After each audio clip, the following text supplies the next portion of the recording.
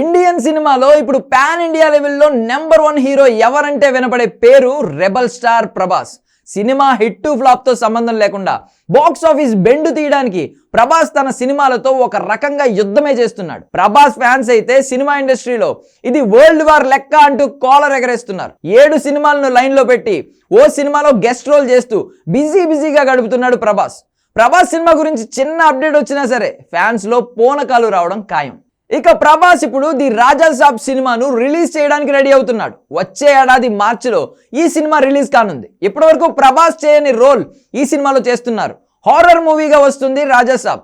ఈ సినిమా తర్వాత ఫౌజీ సినిమా చేస్తున్నాడు. ఆర్మీ ఆఫీసర్ కథతో ఈ సినిమా చేస్తున్నట్లు టాక్ వినిపిస్తోంది. దీని షూటింగ్ కూడా ప్రభాస్ లేకుండా కొంత కంప్లీట్ చేశారు. ఇదే గ్యాప్ లో సలార్ 2 షూట్ కూడా స్టార్ట్ అయింది. త్వరలోనే ప్రభాస్ కూడా సలార్ సెట్స్ కు వెళ్లే ఛాన్స్ కనబడుతోంది. కల్కి 2 కూడా లైన్లోనే ఉంది.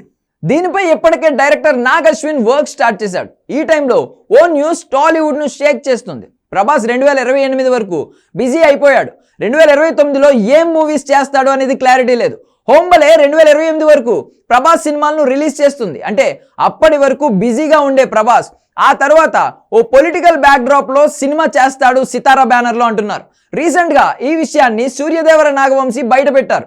ప్రభాస్ పేరు చెప్పకపోయినా 2029కి ఒక స్టార్ హీరోతో పొలిటికల్ మూవీ చేస్తున్నామని అన్నారు. అంటే అది ప్రభాస్ తోనే అని టాక్ అయితే మొదలైంది. 2028లో సినిమా మొదలుపెట్టి ఎలక్షన్ టైంకి ఆ సినిమాను రిలీజ్ చేసే ఛాన్స్ అయితే కనబడుతుంది.